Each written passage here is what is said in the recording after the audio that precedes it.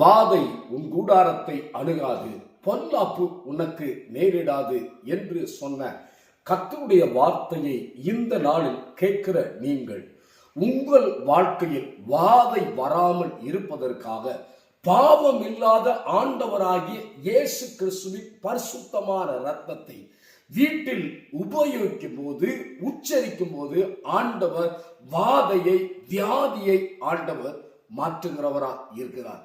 ஏனென்றால் ஆண்டவராகிய இயேசு கிறிஸ்துவின் இரத்தம் சகல பாவங்களை நீக்கி நம்மை சுத்திகரிக்கிறது.